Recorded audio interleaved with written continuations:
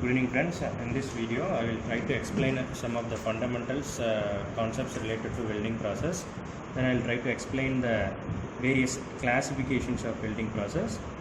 Followed by that I will try to talk about the importance of a heat input in any welding process, and finally I conclude with the importance of weld protection from atmospheric gases. These four topics are very important whenever you are starting to do a project related to welding process. Okay, so to begin with I will just tell the route from where this welding process comes. Okay, if we go into any industry, there will be four major departments, starting from design, second one is manufacturing, third one is quality checking, and finally we will be having marketing.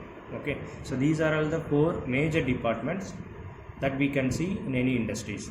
In second division, that is manufacturing, we know there are four basic manufacturing process. First one is casting, second one is machining, third one is forming, and fourth basic manufacturing process is joining.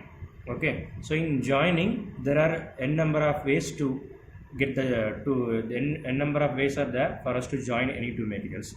One method is mechanical joint, that is you can use nut and bolt for joining two components. Another one is you can use adhesives, like we can use glues, fevistick, feviquick if it is a paper, so we can use adhesives to join any two materials. And third one is if you want to join metals, in that case we have to go for welding. So now we can understand the route from where this welding is coming. So basically welding is one of the joining methods. Joining is nothing but one of the manufacturing process. Okay, so on a nutshell you should understand that welding is one of the manufacturing process. Okay, so in addition to this basic introduction about welding, we have to understand this relation between this structure, property, performance. Then only it will be easy for us to understand the different concepts related to welding. Okay, so if you see here in the flow chart, in this chart they have given performance. Okay, if you take a machine is a combination of n number of parts. Okay, that performance of that machine depends upon the parts that is being made up of. That parts performance depends upon the material by which it was made up of. Okay, so the performance of that material performance of that parts depends upon the properties of the material that is made up of. The properties depends upon the structure of that material. Okay, structure depends upon the way you are doing process. Okay, so processing is nothing but manufacturing. The way you do a manufacturing process on any material controls the structure. If you are able to control the structure, we can get required properties in any material. Okay, if you are getting required properties in any materials, whether the performance will be satisfactory or not, it will be satisfactory. So we have to do welding in such a way that structure is getting altered to a favorable condition. As a result of that, we are getting properties required for a particular application. This is very, very important. This is not only important for a welding process, it is important for all the manufacturing process. So we as an engineer has to be careful with this process. Okay, that is what this relation is very important. Okay, stop. With this information I will now go to the basic definition of welding. Okay, so basically what is welding? Welding is nothing but one of the manufacturing process which can be used for joining similar or dissimilar metals with the help of heat, pressure, or both. Okay, so we can join metals also. How we can join metals now? By the application of heat or pressure or the combination of both. Okay, this is a basic general definition for welding process. What you have to understand now, we are somehow going to join metal plates. It may be similar in the sense, suppose if I want to join mild steel with another mild steel plate, that is similar joint. Suppose if I want to join mild steel with an aluminum plate, that is also possible. That is why I use a term called dissimilar metals. Okay, so this is the basic definition with respect to welding. Next, what should come to your mind? I told you that there are three different ways for joining. One is adhesives, another one is mechanical joints, another one is welding. Now you should be knowing in what are the cases you should be preferring welding over the other two joining methods. Okay, that's what I will try to explain next. Okay, see, suppose if you need leak proof joints. Okay, assume that you're having a tube. Through the tube a high pressure stream is going. Okay, if you want to maintain that pressure, if there is a need to join two tubes, in that cases you can't go for mechanical joints, because there is a possibility for the leakage of that gas, so the pressure will get lost. So in that cases we have to go for welding. Welding will help us to get leak proof joints. Okay, so wherever we need leak proof joints, we can prefer welding. And in some cases there might be need for us to get complicated shapes. To manufacture complicated shapes, we can use welding. See, very simple shapes and all we can directly get from casting, but in some complicated shapes we can't directly cast it. So in that cases we have to manufacture small components, then we have to assemble them with the help of welding process. So first one is to get leak, wherever we need leak proof joints, prefer welding. Second one, wherever you need complicated shapes, in that cases you can go for welding. And third case, whenever you need high strength joints, in that cases also you can go for welding. Okay, so you have three choice. First is adhesives, second is mechanical joints, third one is welding. So where we have to prefer welding, I have listed out some of the examples. Okay, so these are the places we could use welding. With this information, now I will try to shift my focus into classification of welding process. Okay, sorry, before classification I will try to elaborate regarding the mechanisms of joining process.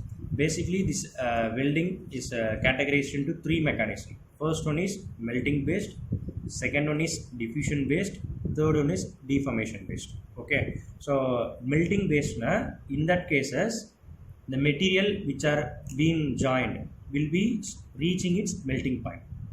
Melting point na, suppose assume that you are joining two aluminum plates. Okay, what is a melting point of aluminum? It is approximately 700. So in the process of joining them, the aluminum plates will reach its melting point.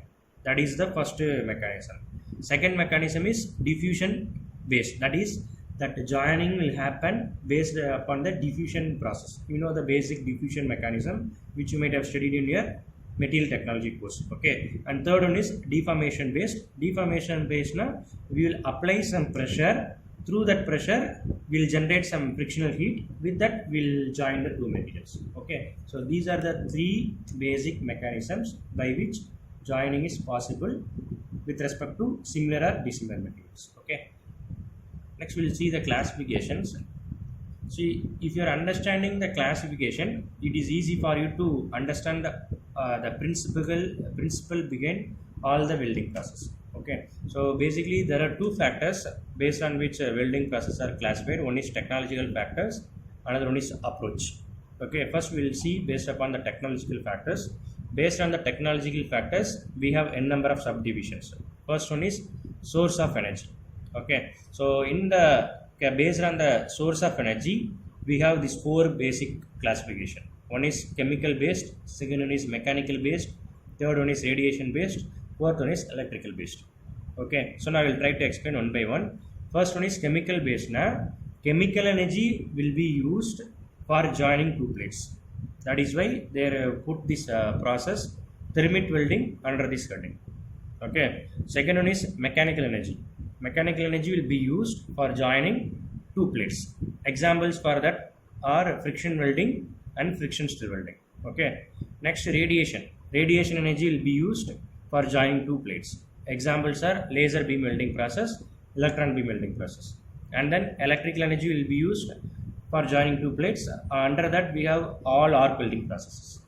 All arc welding processes. Okay, so based on the energy that we are using to join the two materials, we have four major classification: chemical based, mechanical based, radiation based, and electrical based. Okay, in chemical based it is self-explanatory. Chemical energy will be used. Based upon the chemical energy we will be joining two plates. Example is thermit welding. These are railway tracks. They are joining railway tracks using this thermit welding process only. Okay, other principles of all these process I will try to elaborate in the coming slides. Okay, so FW means friction welding, FSW na friction stir welding, LBM na laser beam welding, EBM na electron beam welding process, and then next one electrical na all arc welding process. Okay, whatever welding arc welding process, there we are using electrical energy for joining them. Okay, so this is the first way to classify the welding process. Next is second way. It is based upon the filler material usage. Okay, so next classification is based upon the usage of filler. Okay, in some process like resistant welding, friction stir welding, friction welding, no filler is needed for joining two materials. Okay, so those processes are called autogeneous process. So you should understand, if it is mentioned autogeneous welding, that means we are not using any filler material. Okay, so what they do is that now they will use a filler rod like this. Assume that this pen is a filler rod. Okay, so they will use it for generation of heat, as well as they will use, with the help of heat, they will deposit this filler material over the plates which is being joined. Okay, so next case is filler may be used in a process like laser beam welding process, tungsten inert gas welding process, plasma arc welding process. We may either conduct welding by using filler or without filler also. Okay, so next case is filler is must. Without filler we can't do this welding process. That is metal inert gas welding process, shielded metal arc welding process, as well as submerged arc welding process. So whenever you want to conduct this process, filler is must. Okay, so if you are using filler, then if the filler is of the same material as that of the base material, it is called homogeneous welding. Okay, if the filler material is different from the base material, it is called heterogeneous welding. For example, you are joining two mild steel plates and you are using a mild steel filler material, then that is called homogeneous welding process. Instead of using mild steel plates, you are using a high stainless steel as filler material to join two mild steel plates. That case we call it as heterogeneous welding process. Okay, so based upon the filler usage, we have three more classification. Without filler, we are performing resistance welding, friction welding, friction welding process. In laser beam welding, TIG welding, plasma arc welding, filler may or may not be used. Okay, it depends upon the applications. Okay, and next case is filler is must. Without filler we can't even do that process. Examples: metal inert gas, shielded metal arc welding, submerged arc welding. Okay, next classification is arc or non-arc. Okay, so in the process of joining, if you are generating arc, that category and all will be called as arc based process. If you are not generating any arc for joining two materials, that categories are called non-arc. Okay, so processes such as shielded metal arc welding, tungsten inert gas welding, metal inert gas welding, plasma arc welding, in all these processes we will be generating arc. With that arc we will be getting the heat. With that heat we will heat the material to its molten state and join them. So arc will be there. In non-arc process such as friction welding and thermit welding, we will be getting heat but not through arc. Understood? So this is the basic difference, either arc or non-arc. So you should, if I tell you thermit welding, you should be knowing whether it's arc based process or non-arc based process. Understood? So next we will see next classification is based upon approach. In approach, again we have three more headings: casting, fusion, solid state. Okay, so casting you might be knowing. So what we do in casting, we will pour the molten metal to the mold cavity and we get the required shape as per the mold cavity. Here also in thermit welding, as I told before, in thermit welding what energy we are using? Chemical energy. So with the help of chemical energy we will get some heat. That chemical energy will be getting converted to heat energy. That heat energy will help us to get the molten metal and will fill the gap between the railway tracks. That is why they have put under the category casting. Okay, next category is fusion. Under the fusion, what are the process coming now? All arc welding process, laser beam welding and electron beam welding process. Fusion means, what you have to understand now, when you are joining two materials will be fused together by bringing them to its molten state. Okay, if I say fusion welding process now, what should come to your mind now? The material will be reaching its melting point with the application of heat, then they will be fused together.